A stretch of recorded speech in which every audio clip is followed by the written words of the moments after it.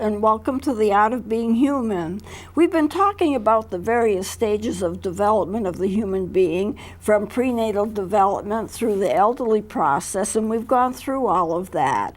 And now we're taking up things that happen to us along the way that we have to deal with. One of the things we've dealt with is adoption and divorce. And so therefore, today I'm going to go into bullying, because this is a very, very serious problem. It has to be stopped. There are many, many children who are really injured by it. Some of them actually commit suicide. So bullying has to be stopped. It's a major problem. But it's hard to deal with. The reason it's so hard to deal with is that our temptation, if we are being bullied, is to give it back.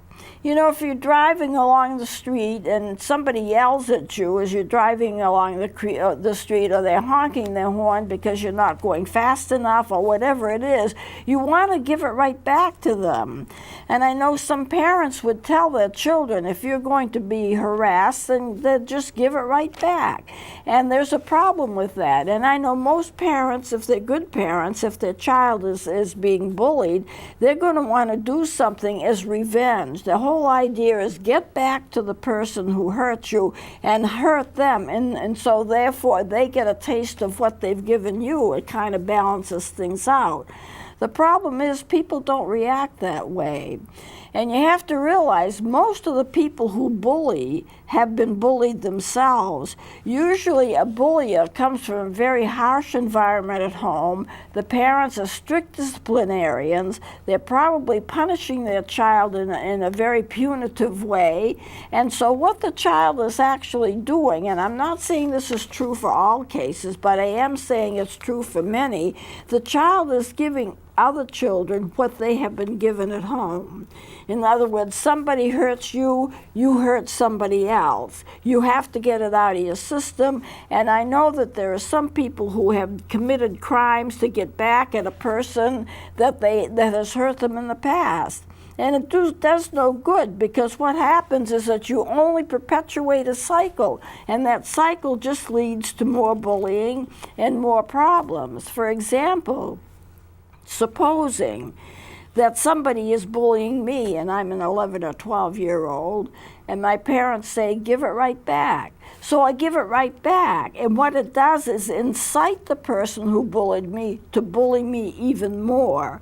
And then when they bully me more, I give back more, and you get a perpetual cycle. Nothing is solved. Something has to stop that cycle. And there are programs that schools have now about bullying, about how we treat each other, and that should really be taught at home, but sometimes it's not. Sometimes parents are so dysfunctional they don't know how to raise their children, and so their children are kind of growing up on their own, and they develop some street smarts, and if they can get by and get what they want by bullying other children, to them it's almost a defense mechanism. So you have to start somewhere, and the somewhere that you start is not to increase bullying behavior, which only perpetuates the cycle and keeps it going and going and going. Another problem with bullying is the fact that a lot of children will not tell their parents. They're embarrassed by it. They think they should be able to handle it alone, but they can't. No one can handle it alone. And so they're just stuck, either sucking it up, not doing anything about it, just taking it, or acting out, getting into fights, which gets them into problems, and the school authorities get called, and then your parents get called, and then you're in trouble at home because you did this thing that you did, you started fights. You know, I had a person that came into an office that I was working at, and he said his goal in life was to kill somebody. You know, so you can't, you just run into all kinds of things like that. So bullying is a bad, bad thing, but you can't erase it by bullying some more. It only increases the problem. And then when children don't talk about it to their parents or to somebody else that's an authority that's going to be able to help them out, then they suffer in silence. And when they suffer in silence, they absorb all of the negative energy, they absorb all of the things that are being said without reacting. And at some point, it's like they're a pressure cooker. They can't take it anymore. And then when they can't take it anymore, they blow up. But when they blow up out of all proportion to what they should, because after all, you know, they can't handle it, so they're blowing up, and it's much worse than it needs to be. So there are complex issues that are involved with bullying, but it does have to be stopped. So I'm going to tell you, when I was teaching, this is a story, and I've mentioned it before, but I'll mention it again. When I was teaching science, and I was a counselor in a school, a junior, senior high school, for a couple of years. And we had one poor girl. She had some problems intellectually. She wasn't the brightest person in the science class that she was attending, and the students were ganging up on her, and they were bullying her. So the teacher, who was really a very fine person, came to me and said, "What can I do?"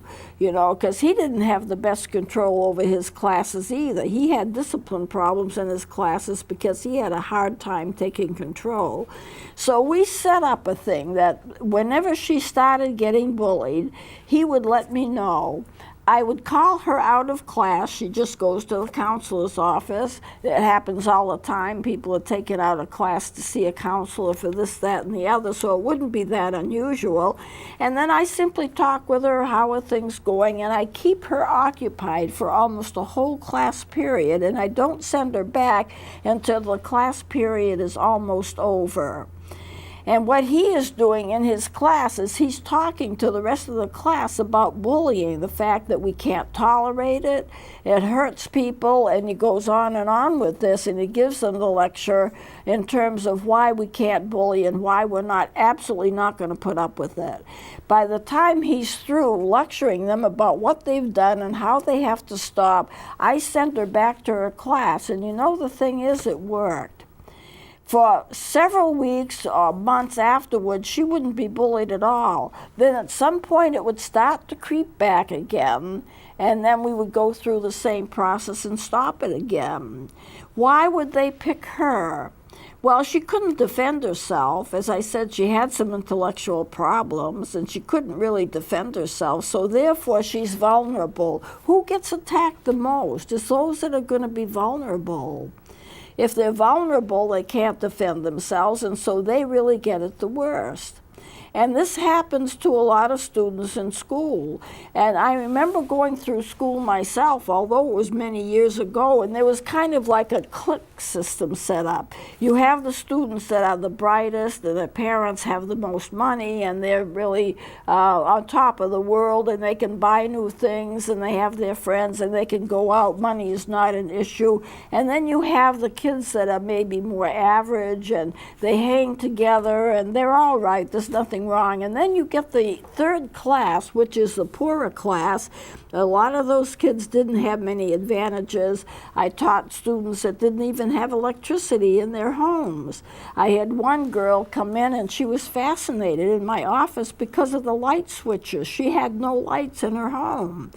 And she would sit there, and she'd put the lights on, and she'd put it off, on, off. And she found them so fascinating because they didn't have lights. And this was a whole new experience for her to see lights that I could put on or shut off if I wanted to. And this was just something all entirely new to her. And we had students in school where if a teacher went to see a student in their home, the homes were so unstable, physically so unstable, that once he went to see a student and they had a horse tied to a porch.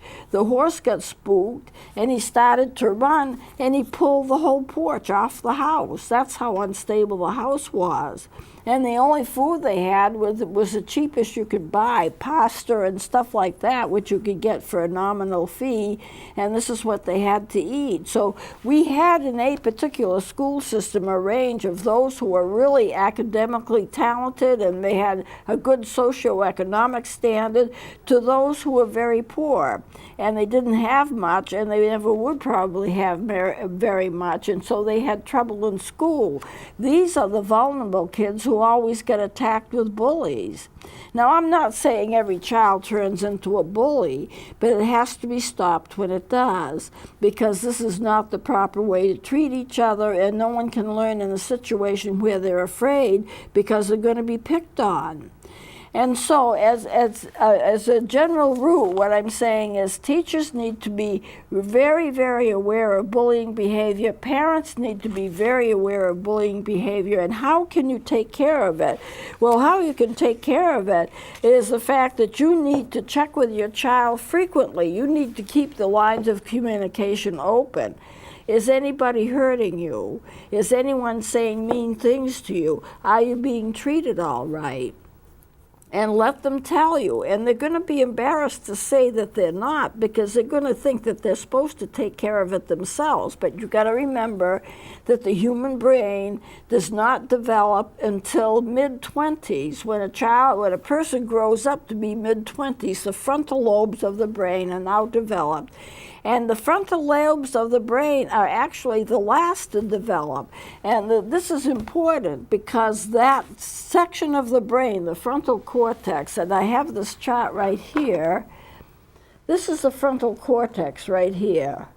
This is the last part of the brain to develop, but it is in charge of thinking, reasoning, understanding the consequences of your behavior. The other parts of the brain are more primitive, and they don't have anything to do with that. They have to do with movement and seeing and sending impulses to the rest of the body for muscle movements and various things that the brain is involved with. But when it comes to thinking and understanding the consequences of your behavior and understanding what you can do, what you can do willfully, what your decision-making process is, that's all done by the frontal lobe. And the frontal lobes aren't developed until mid-20s, age 25. So some of these kids in high school, how old are they? Well, they're barely out. If they're freshmen, they're barely out of junior high, so they're like 13, 14, 15 years old. A lot of kids graduate from high school when they're 17 or 18 years old. Their brains still aren't fully developed for another few years after that. So it's up to parents and it's up to adults to stop the bullying practice. So let's go into what it is and what happens with the bullying process, and then you could understand it better and you know better what to look for. So I'm going to give you a definition of bullying. And the definition of this, it is the repeated systematic efforts to inflict harm on a particular child through physical attack, verbal attack, or social attack. And I want to read that again. It's the repeated systematic efforts to inflict harm on a particular child through physical attack, verbal attack, or social attack. Sometimes students will pick one person, and that child will be a scapegoat. What that means is that no matter what happens, it's always that child's fault. And they get picked on for everything, even the things that they have absolutely nothing to do with. The students just contort things around and make it that child's fault. So that child can't win for anything. But that's the definition. Now, the physical attack would be like hitting or punching or kicking, and it does become very physical. The verbal attack is teasing, taunting, name-calling. You're no good. Why don't you kill yourself? Nobody wants you. Well, you can be hurt just as much by a verbal attack as you can by a physical attack. It can be just as damaging to your brain to hear that. And if you're being taunted, and it happens all day long, you never have freedom from it. So children dread going to school. They don't want to go to school. It's just very difficult for them because they know that they're going to be teased or taunted in some way. That's bullying. And the social attack would be exclusion. No, you're not a part of us. You can't eat with us. You can't sit with us. You can't do anything with us. Making fun of the person. Now, if you could consider a child whose brain has not yet developed sitting in a classroom and going through the usual routine of the classes, especially when they get to change rooms in their classes, because different classes in different rooms, which they do in high school, and they're taunted all day long. What they don't get from one person, they get from another person. And then you get that on the internet. With the internet, people taunt each other all the time on the internet. on email, on Facebook, social media. It takes a terrible toll on children. So what happens psychologically is that there is an imbalance of power, and those who want power excuse me, they seek out victims that are going to be weaker. They single them out. They can't defend themselves, and they will bully a child like maybe 60% of the time, and the child has to live through this. Now, here are some of the things that have been done in bullying situations. I'm not saying that this is prevalent, but it does occur. Where the victim has to hand over their lunch money so they don't have anything to eat. So when they get home, the parents think they've had lunch because they've given them the money for it, and they haven't had lunch, so they're hungry. Some people have taken detergent and put it in milk and have forced the child to drink the milk with detergent in it. Now that's criminal. That is criminal. So one child had to lick somebody else's boots. That should be criminal too. They're insulted. There are practical jokes and internet harassment, and nobody is there to help the child.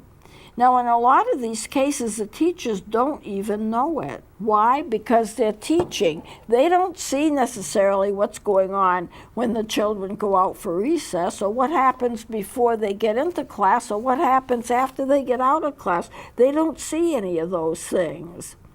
And so therefore, they are sometimes not aware of what goes on. So the victims, in the end, they feel anxious, depressed, they have low self-esteem, they don't have much understanding, and they really have a problem. Bullies friends of bullies tend to admire the bullies for a period of time because the bullies seem so powerful, nothing seems to bother them. But what happens after a while? The bully becomes isolated because you can only bully other children so long, and then children start to fear the bully and they start to stay away, which means that the bully has to work harder to get the attention he wants from the bullying. Sometimes it's power. We talk about rape. It's more a power thing than anything else. And so these bullies feel that they have power. And when they have power, they exercise it. And at first, it's attractive to other students because they think, boy, he can do this and that, and no one can stop him. And so they try to be friends with him. But then in the end, it turns against them because people start to turn away. Children will start to turn away because they don't like that behavior from one of their friends. So they start to they start to lose their friends. And it is true that a lot of bullies, if they're not stopped when they're in school, they will end up by actually committing crimes and going to jail for it. So if they are allowed to bully, they can end up in prison for serious crimes. And this is the life of the bullier. Now, bullying is universal. The victims usually can't be identified by appearance because they look the same as anybody else. But bullying is universal. And what happens to the victims? They feel rejected, they feel nervous, they don't have friends, they feel less secure. And the parents of the people who are the bullies, they use harsh physical discipline, and this is where some of the bullying starts to begin with. The children that have been harshly treated at home and are handing on that treatment to somebody else. Now you have to realize that to them it seems somewhat normal. Because it's happened to them in their homes, it doesn't seem like it's such a stretch to do it to somebody else. That's what they're used to. That's what they see. And a child will behave according to what they see, what they understand. And if they have been bullied at home by very harsh parents, even though the parents just consider it discipline, they don't consider it bullying, then they go and they hand it over to another child by bullying them, and it doesn't seem so different to them. but it's very injurious to the child who's receiving the bullying, who may be not getting bullied at home, and they're just being harassed all the time. So you see, what you have to do, and some schools have done this, they have set up programs, and businesses have done the same thing. They have set up programs to teach children when they come in, preteens, younger children, high school students, this is the way you treat each other. This is the way you feel if you're not treated well, and this is what you can do about it. The one thing that you have to do is that you have to be aware that your child might be bullied or that your child might be a bullier. And you have to keep the lines of communication open. And if a child is bullying and it is known because the child talks about it, then that child has to be dealt with. They have to be given the counseling that they need so they learn a more appropriate part of behavior. They may even have to be removed from the school system. You know, a kid should be able to be comfortable in school. So the parents of the bullies usually use harsh physical discipline, and they may not be aware of the fact that their child is a bully outside of the home. And they criticize and verbally demean their children, and they do it to control the child's behavior, but you should never demean another human being. You should never demean a child, a teacher, or anybody else. There's a difference. If you demean a person, you're saying they don't have worth. You know, if you harass somebody, you may be a pain, you may do things that are inappropriate, but to demean a person, you give them the feeling that they have no worth. So when a child is demeaned, why can't you do anything right? You know, a parent, their child has dropped something on the floor. I've told you 15 times, can't you do anything right? In other words, now they're being demeaned. You're not worth much. You don't do anything right. I can't trust you. I don't love you. There's something wrong with you. You know, there's a big difference between making a mistake and being a mistake. Doing something wrong and being a wrong kind of person. There's a difference. Demeaning means that the person has no worth. That's the feeling that they get. It may not be the intention of the person who says things to demean them, to make them feel that way, but they do feel that way in the context of what's being said and how it's being said. And so if you make a mistake, you make a mistake. It doesn't mean you're any less of a human being. If you are a mistake, then maybe you shouldn't have even been born because you don't have the worth that you should have. So it's very important not to demean students, not to demean anybody. And then anyone who is being bullied, and I have to close off, we don't have too much time left, but anytime you are bullied, if you're a child, you need to tell somebody, and you need to tell somebody who has some clout, not just another kid. You need to tell an adult, a teacher, a coach, your parents, a doctor, your minister, whoever has some clout. And if they don't believe you, then keep talking and find somebody that does believe you. Because a lot of it is just plain ignored. Oh, it's a phase. It's a part of growing up. But it is so injurious that children have actually committed suicide because thinking that they have no worth because of bullying. And that's very sad. It's also very unnecessary. So if you're bullied, tell somebody. Tell an adult. And then let the adult carry it on from there. I had a friend of mine who was going to be abused by a priest, and she was being bullied. And it was her parents didn't believe her, but her aunt did, and they took care of the situation. That's something I may get into in another segment because that borders on sexual abuse. Sexual abuse it may include bullying, but it also includes other things, and that I want to keep as a separate segment. We'll be doing that next time. So 1/3 of girls get harassed, and even more boys get harassed. So teachers and parents may somehow not be aware of how bad it is until the children talk to them. And then they need to listen to their children. They need to invite their children to tell them everything that's going on, and don't leave anything out, because in order to be able to resolve the issues that are involved, the adult has to know everything. What they did, how they did it, because that makes a difference as to the treatment they get and what they do. And if it's worse turns to worse, the child needs to be removed from school and needs to go to a special school in which they can handle children who bully, in which they can get the help that they need. Because as much as you hate it, the children who are bullies need to have help. They are crying out for help, and they need to have the help that they need. So tell somebody, don't be quiet, make sure that your needs are known, and make sure that you realize that you are a worthy person, and you don't have to be bullied. You don't have to put up with that. There are things that can be done to help you, and a lot of schools are setting up programs to teach children how to help each other and how not to bully and how to invite others who feel alone to join them. I know sometimes with the school shootings and things like that, they always say that the person who did the shooting, they felt alone, they didn't have friends, they stayed to themselves, and they probably felt like they were unacceptable and probably just sucked all of this in, and maybe they were bullied a lot too, and then when they blew all over the place. So I'm going to close it here. We're just about out of time. We'll be going into something else next week. Please join me then.